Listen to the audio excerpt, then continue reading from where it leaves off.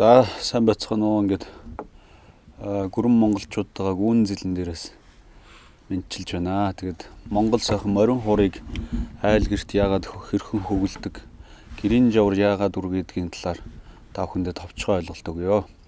За тэгээд монголчууд маань эртээр үеэс морин хуур хөгжмөө гэрийнхээ хойморт залж ирсэн ард түмэн. Тэгээд төрийн сүлд хар цагаан туг, эрийн сүлд малгай бүс, гэрийн сүлд гал голомт морин хуур гэж ингэж хэлж ирсэн ард түмэн байгаа.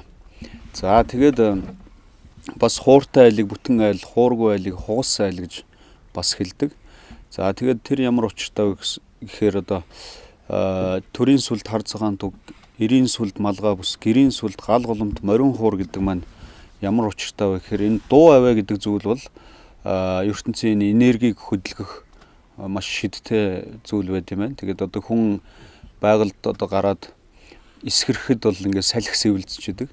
Яг тэрнтэй адилхан морин хуур хөгжмийн энэ дуу аваа ингээд гэрт дуурахад тэр гэрийн энерги ингээд хөдөлгөөнд ордог.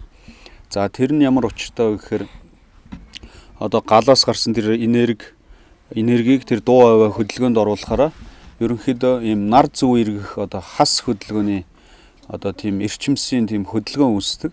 За тэгээд тэр хөдөлгөөн яах вэ гэхээр ингээд эргээд ирэхээр Монгол гэр дугуй байдаг учраас муу зүйл нь ингээд муу энерги нь хаалгаараа гараад буцаа сайн энерги нь гэрийнхээ хоймор руу ингээс тэмүүлсэн маягтай процесс явагддаг гэсэн үг. Тэгэхээр тэрийг бол нэгсэндээ нийтэд нь бол жавар үргэнэ гэж ярьж байгаа. Тийм учраас ингээд Монгол айл бүхэн гэртээ цагаан сар наадам үндэснийхээ баяр ёслолоор бас морин хуураа дуургаж байвал тэр энергийн тэм зөв тогтолцоо үүснэ гэж ойлгож болно. Тэгээд монголчууд маань морин хуур хөгжмөө дээдлэн дэлгэрүүлэх болтугай. Тэгээд хүн болгоны амьдрал хуурын хөг мэт тэгшэрч явахын ерөөлийг өргөн төвшүүлье.